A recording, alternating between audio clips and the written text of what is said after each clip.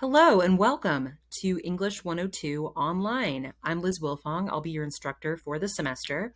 Because this is an online course, I thought it would be helpful to y'all to start things off with a hopefully brief orientation to the course. So let's get started.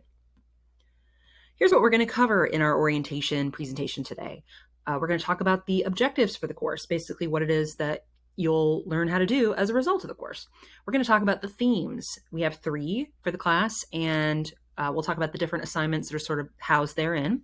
We'll talk about the course plan and how that's structured, as well as where to find due dates for the class's assignments. We'll talk about the required course resources. Notice I don't say required textbook because there is no textbook required for this class. All of the course content, lecture materials, readings, everything is all going to be housed in Blackboard, fully open access and totally free for you. Nice, huh? We're going to talk about the weekly folders in Blackboard and how the course is organized in that way. We're going to talk about the grading breakdown, what different assignments are worth, and how the rubrics will be applied to the assignments you turn in. We'll talk about the late assignment policy, the best ways to contact me, and what you're going to be doing for this first week. So let's start with the course objectives. This is taken directly from the concourse syllabus, which means it's the same for all English 102 courses offered at this college. So whereas different courses with different instructors may have, somewhat different assignments, different approaches, the idea is that all students who successfully complete English 102 will be able to do the following things.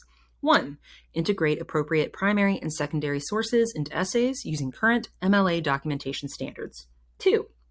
Compose well-organized, mechanically sound essays supported by evidence and logical argument. 3. Analyze diverse perspectives of cultural issues. 4. Determine the influence of genre conventions on the form and meaning of a literary work. 5. Explain how common literary devices communicate meaning in a text. So I know it's a lot, but hopefully some of these words are familiar to you. So for instance, sources, you've worked with those before. Essays, you should know what that means and how to write one, though we will have certainly some review on that.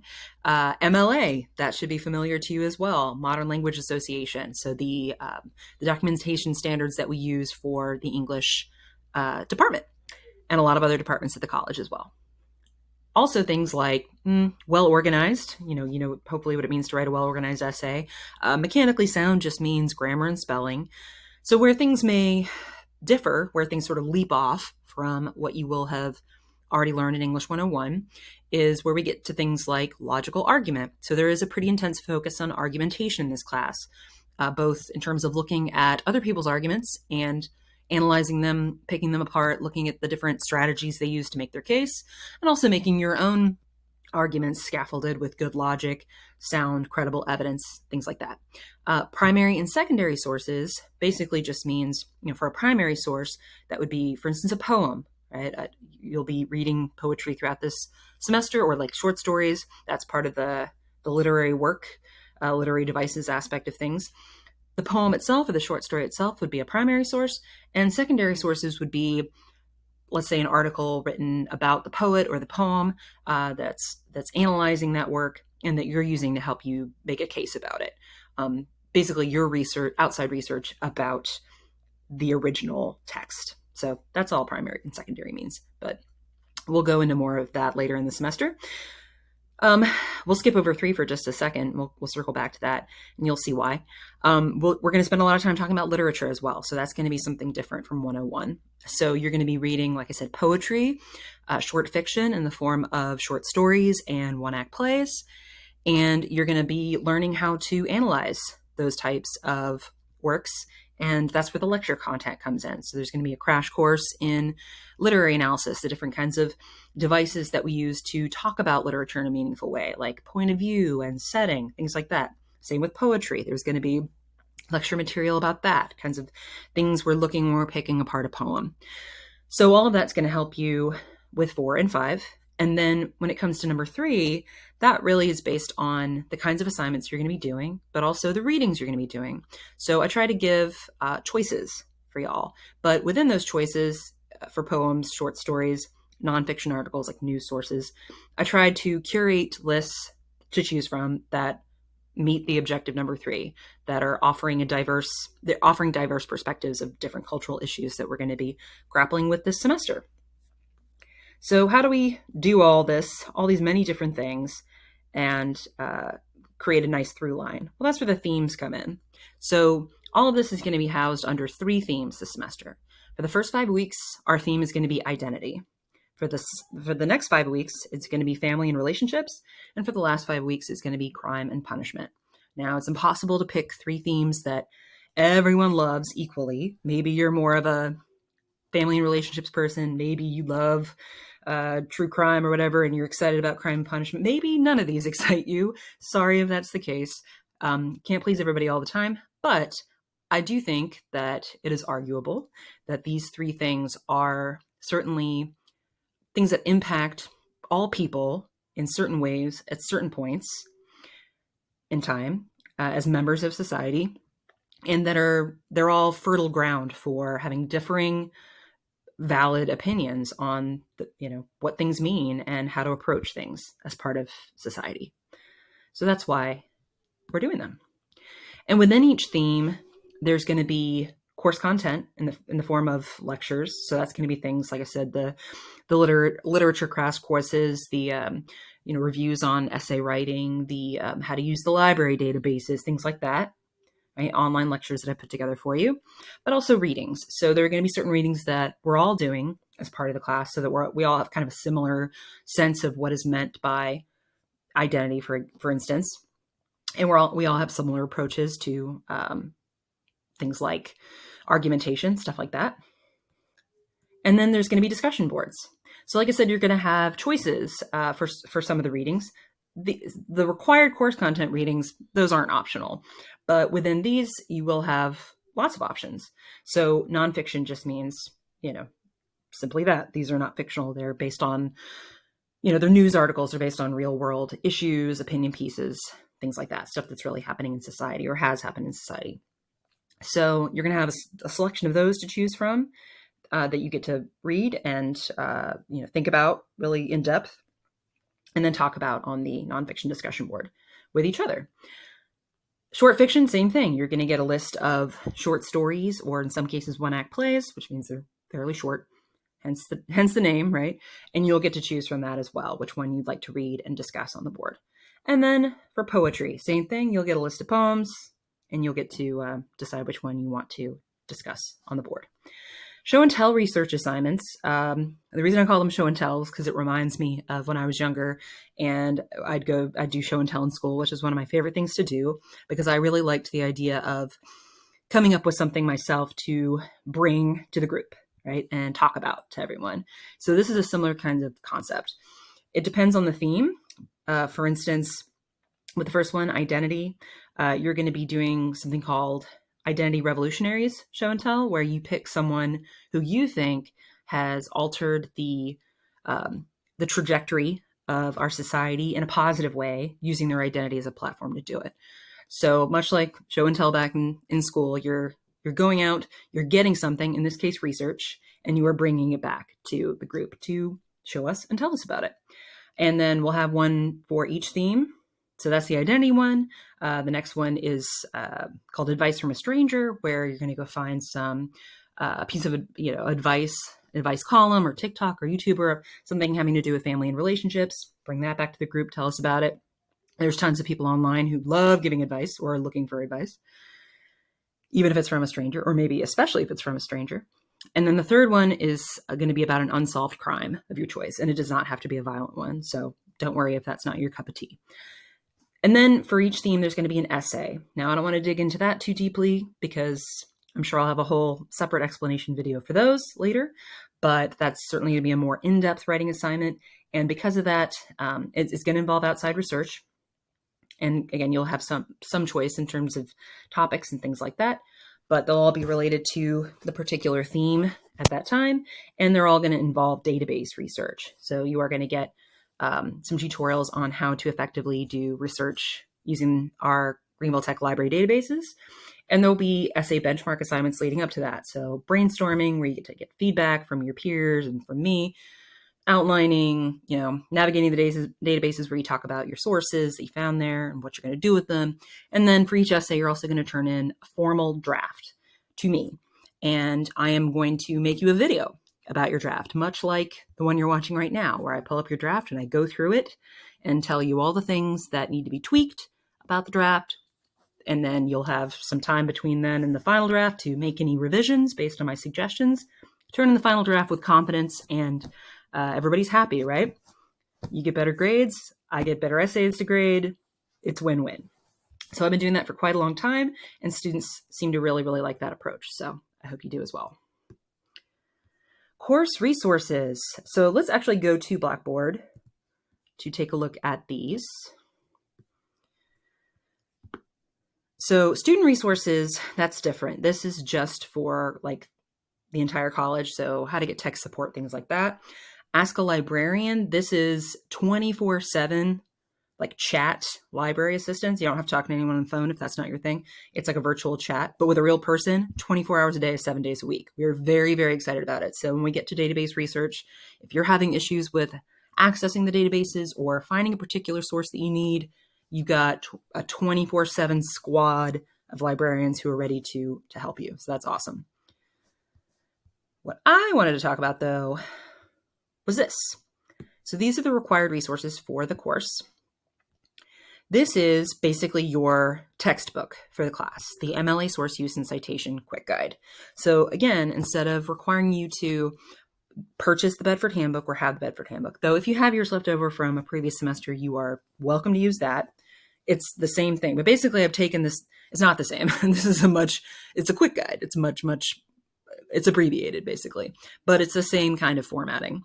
So I thought, instead of having you get a whole book where you're only going to use portions of it, instead I'd just take all the things that you actually need and put them into one easy, breezy Google Doc. So there is a table of contents at the top and on the left-hand side, and it covers everything. It covers essay formatting, how to use outside sources correctly. When do I need to cite something? Do I use italics or quotation marks for this kind of title? How do I cite this kind of source in text? Well, do you have an author? Do you not have an author? What if I've got a source within another source? Like they're quoting somebody. What do I do? How do I cite that? How do I cite this poem, this movie, this TV show? It covers everything.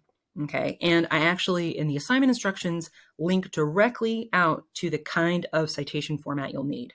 So for instance, in the TED Talk summary assignment that you're going to do, I link directly to, in the assignment instructions, to the short videos such as YouTube, right? How to cite that in text and the kind of works cited entry format you'll need.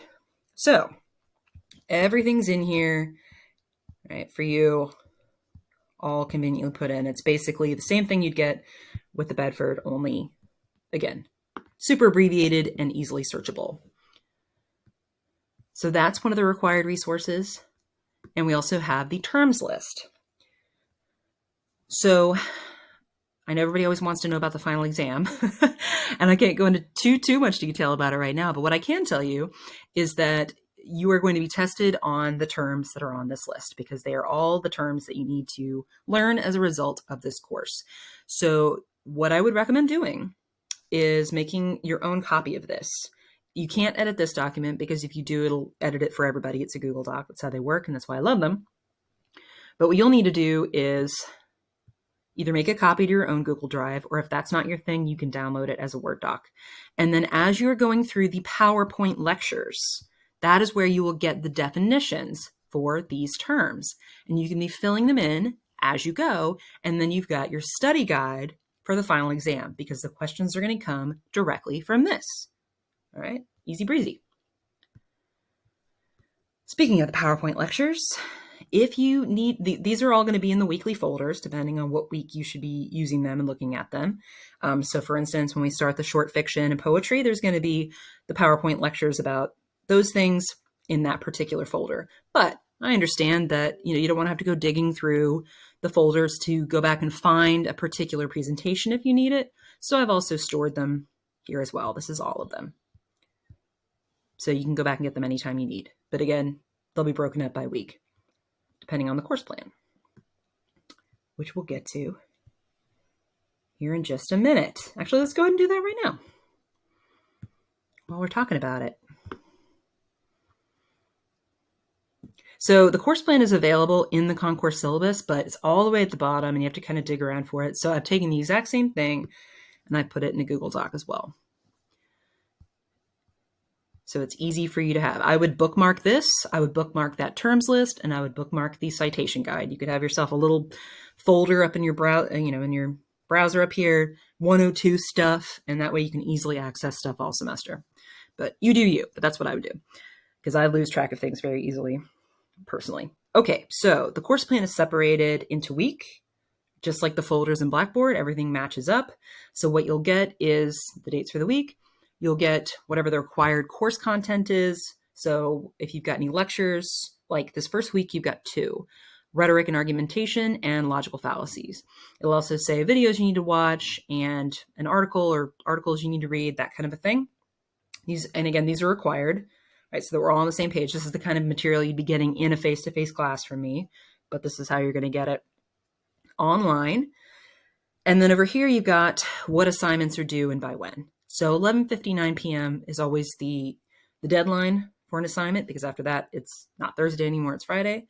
And you'll notice that there are typically multiple due dates per week versus everything being due on Sunday. There is no law that says that everything has to be due on Sunday, which is good because that would not work for this class.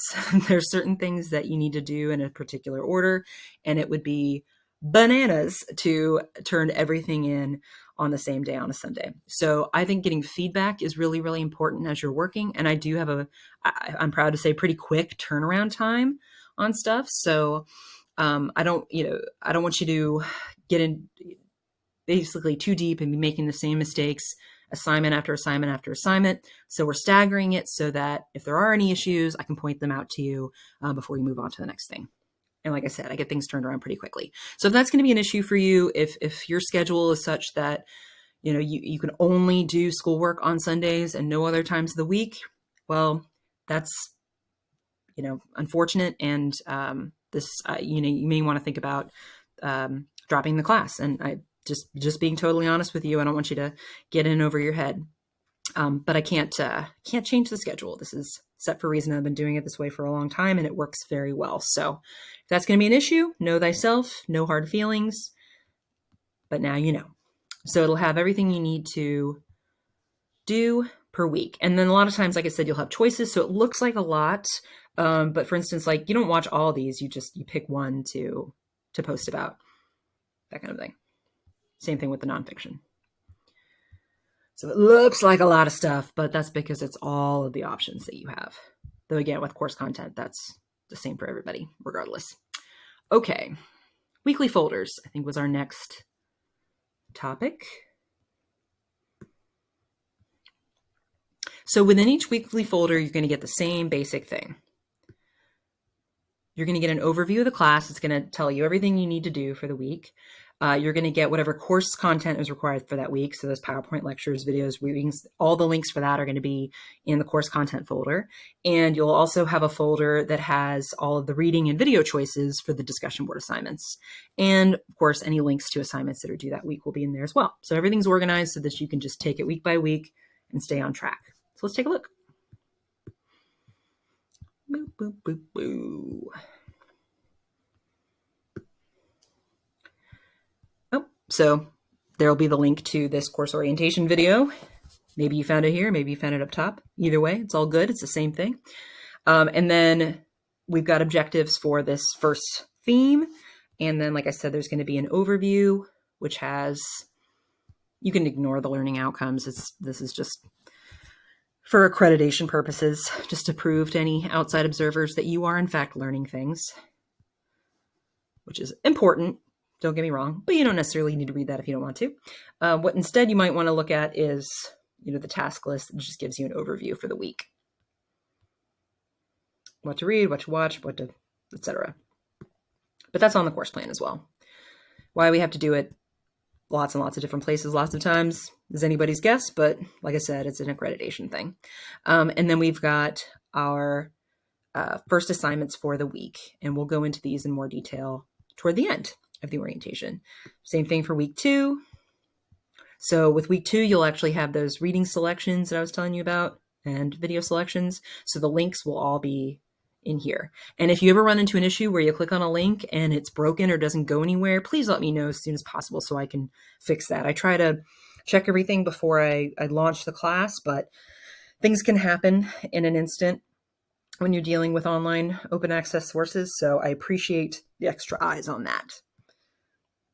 Please do let me know. And then again, assessments and stuff for the week. So it's pretty straightforward. Just, work your way through it. And it's got the due dates. If you're ever not sure about due dates, it's got them here with the assignments. You can also find them at the grade book as well with the assignments.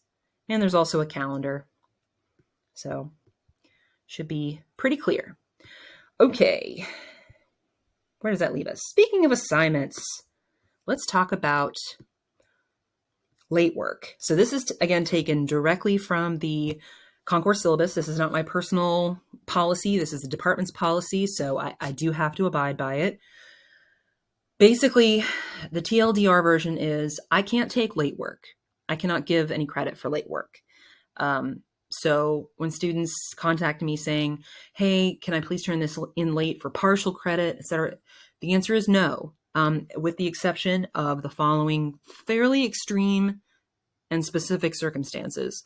So you can see death in the family, hospitalization, severe illness, military service, jury duty, and I do need documentation. I hate to ask for it, but it's just the nature of the job. Sorry in advance. So I do need to see documentation, and, I got to make sure the dates are matching up and all that kind of stuff. It's, a little bit of, it's icky and I don't love it, but again, I have to abide by the policy. So even if that happens, work still needs to be made up within the week. And then we can only do this for 2 major assignments during the entire term. If your circumstances are such that it's getting beyond 2 major assignments that you're having to do this, then we'll need to talk about other options at that point. However, all right, so the part that you're probably interested in is at the bottom. Oh, there we go. Get the menu out of the way. So we understand that life happens, okay? And for that reason, we have the 1 24-hour late pass policy, okay? You get 1 for the entire semester. Hopefully you won't even need to use it. But this is for things like you worked a quadruple shift and you didn't get home until 11:55 p.m. and you didn't get your thing in on time and you need to turn it in late, that kind of a thing. Or, your computer exploded, or just the kind of crazy life shenanigans that happen where it's really not your fault. And you need to pass this one time. Great. Awesome. Fantastic. It is for 24 hours, which means that if, let's say it's something due Tuesday, you get into Wednesday, 11:59 p.m. the next day. Okay. And you can't ask me after that to apply it because now it's 24 hours have passed. So again, you get 1 of those. And here's the other thing. You need to let me know that you want to use it. All right. So if, let's say, you try to turn in a discussion board post at 3 a.m, like 3 hours after the deadline, I'm not going to automatically look at that and say, Jimothy clearly wants to use his 24-hour late pass. I'll go ahead and grade his work and put him down on my late pass list, because I do keep a list of the semester. Nope. You need to contact me and let me know that's what you want to do. Okay. It won't happen unless you do that. So course messages, whatever, we'll talk about how to contact me. So it says the penalties can be taken, but I'm not going to. I don't take penalties for any of it. A late pass is just that. It's a pass. It's a get out of jail free card. Like, I don't want to try to figure out how many points should be taken. I think it's an all or nothing thing. So I promise I won't do that. I'll grade you the same as I always would. Okay. So let's see. Where does that leave us? We are at the contact me portion. Trying to keep the agenda here. So if we go to the Concourse syllabus, at the very top, so this is where that late policy is that I was just showing y'all. But at the very top is my contact information. So my name, my physical office location. If you ever want to come by and meet with me in person, I'm delighted to do that. I'll be in there anyway for a good part of the day. It's hard for me to work too much from home because I have a 4-year-old. So any working parents in the group, you You know, if you know, you know, right? And then my listed student hours are Monday through Thursday, 9 a.m. to 11 a.m. I do ask that you let me know, oh, ideally 24 hours in advance, that you want to get together with me either over Zoom or in person in my office, whichever works better for you. The reason I ask for that advance notice is just, it's because in addition to being a teacher, I'm also an administrator for my department. And a big part of my job is doing classroom observations. And I have to do them at different campuses and a lot of times high schools for dual enrollment. So that has me all over the upstate, especially in the fall, which is where we are right now. So I just want to make sure. Sometimes, unfortunately, I have to schedule them during office hours, because student hours, because that's what works for the other teachers. It's the only time they have to do it. That's when their class meets, so that's when I gotta go. So I just want to make sure that you don't show up and I'm not there. You know what I mean? So please just let me know, and we'll make sure that I'm available for you. This is my office phone number. You're free to call me and leave a voicemail. You know, if you leave it in the middle of the night, obviously I'm not going to get it till the next day. So really, the preferred communication for me is Blackboard course messages. I do have a student Gmail, student faculty communication Gmail account, just like y'all, and you're welcome to use that. The reason I prefer course messages is that there's no danger of anything getting lost. So it has happened where students have said, hey, I tried to email you like 2 weeks ago and you never got back to me. I go through my emails and I can't find any trace of whatever they're talking about because they sent it to the wrong email address. They typed it in wrong or whatever. So I say you can if you want to go that route. But again, with course messages, there is no danger of that happening. So all you got to do is just click right here and you can send me a message directly. And I do answer. My policy in terms of answering correspondence from y'all, I think I'm pretty on top of it. I check it multiple times a day.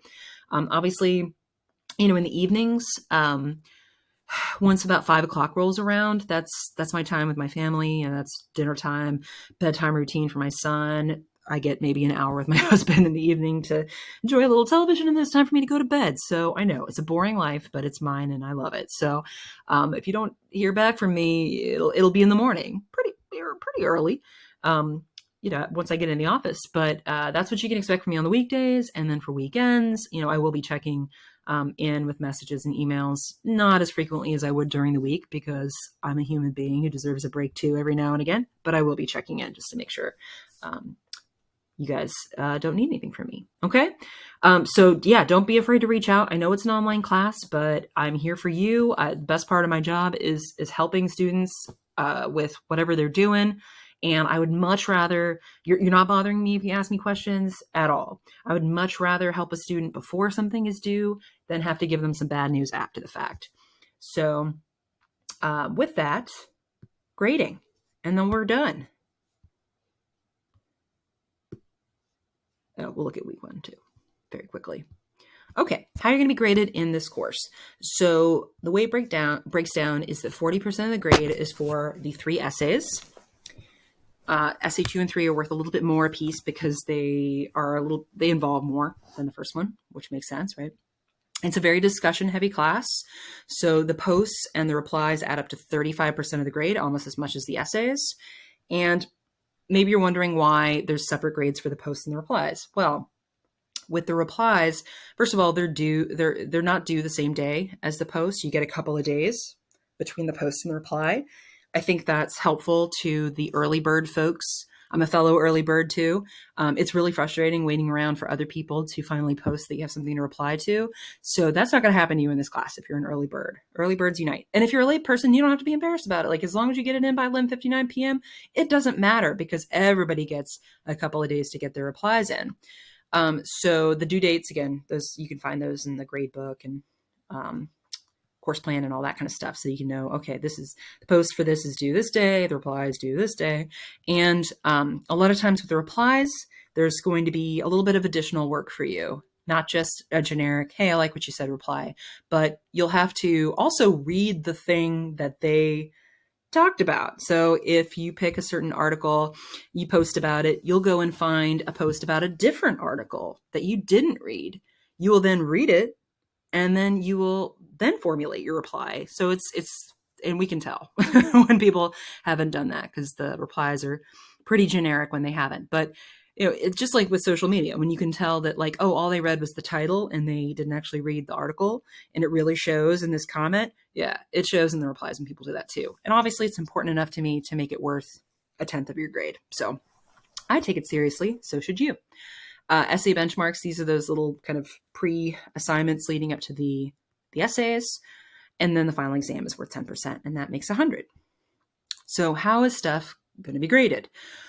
Well, with the exception of the essays, which have a more in-depth, kind of broken up approach to this is for the final drafts of the essays.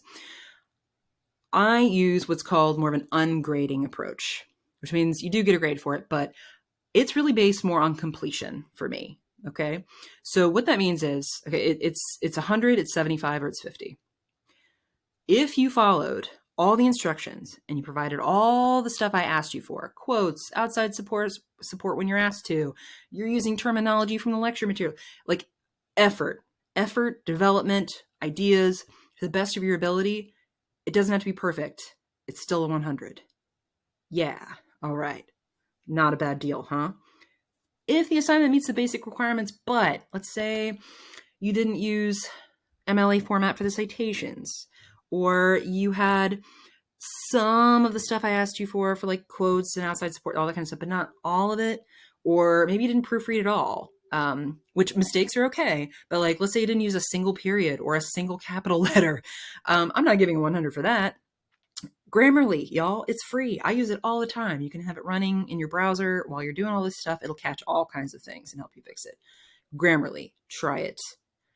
And then if it doesn't meet even the most basic requirements, like it's missing source support or missing the quotes that you needed to have, or doesn't meet the word count or things like that, or if you've been making the same major errors over and over again, multiple assignments, even though I keep telling you in your feedback, hey, you keep using APA instead of MLA, what's the deal with that? Over and over, okay, now we're in 50 town, because sometimes that's what it takes to get people to open up their feedback and actually look. And I hate that, but that's where we are. Again, final drafts, more in depth, but we'll get into that later in the course. Okay, week 1, and then we're done. Okay, so course orientation video, you can check that off. You've got course content, a couple of the PowerPoint presentations to go through for rhetoric and argumentation, logical fallacies. You've got one quickie article called No, It's Not Your Opinion, You're Just Wrong. Enticing, huh? And a couple of fairly short videos having to do with argumentation, because that's where we're starting off. You've got 2 things due Thursday. One is an academic integrity pledge. So what you need to do is you're going to download this, you're going to fill it out, and you're going to attach it. And as soon as you do that, and I see the submission, and you filled it out, you're good, you automatically get a 100 for it. So what is it? It is basically a list of what constitutes as academic dishonesty. This is a college-wide document. This isn't just me. That includes use of AI and ChatGPT and other kinds of AI things. So yes, we know that that's happening. And no, obviously, I don't want you to. I mean, I've played around with it, and frankly, I'm not super impressed with the work that it does for my class anyway, because I put in assignment instructions to see what comes out. Not great. And I felt like, the amount of tweaking to even get close to something like what was needed for the course, I don't know, it just seemed like more trouble than it was worth. But hey, anyway, you're not supposed to do it. So write your own stuff, be your own person, keep it real, as they say. It doesn't need to be perfect. Okay. That's what the whole kind of, A for effort sort of system is with the, based on completion thing is. It doesn't need to be perfect. It just needs to be like real and thoughtful. Other rules as well. And then all I need you to do is download this, fill it out. So where it says signature, you can just type your name again. And I will, since it's an online class, I will take that as your signature. So I need that from you by Thursday, along with the student information sheet. And to ensure that people actually fill this out and send it to me, I have put a trigger on the first graded assignment. So as soon as I get that academic integrity pledge from you, I'll put in a 100 for that, and it will open this graded assignment for you. Okay. What is that graded assignment? Like it says, you got to fill out the academic. Okay, you get it. So it's two parts. First is the sort of introduction to who you are, since it's an online class. But we're going to go ahead and dive into the course content as well. So, like it says, after reviewing the rhetoric and argumentation presentation, you're going to describe in specific detail how you're going to apply argumentative skills to your chosen field of study and or work. So it's not enough just to be like, I'm going to argue I'm going to use argumentative skills all the time. At the end, well, sure, everyone does. That's part of being a human being on this planet in 2023, or really at any time. It's the nature of the human condition. We want to know specifically what kinds of argumentative skills you're going to be using in your future. And then part 2 is going to be based on the logical fallacies presentation. So you're going to pick 3 from the presentation, and you're going to give a real world example of each one. So they can come from something you've personally experienced, like a conversation you've had, or maybe one you've made yourself. That's fine. No judgment here. We've all done it. Do the best you can until you know better. And then when you know better, do better, right? Or something you've seen or watched or read. And what impact do you believe the fallacies had on the conversation, on the argumentative situation? So fallacies are bad. They're things we don't want to be doing, arguments we don't want to be making, because they're unethical in a lot of ways and they're illogical in a lot of ways. That's not to say they don't work. Unfortunately, they do, but we're here to learn how to argue ethically and productively. If you want to learn how to argue unproductively and unethically, there's plenty of other people on this planet who'd be thrilled to teach you, but I'm not that, okay?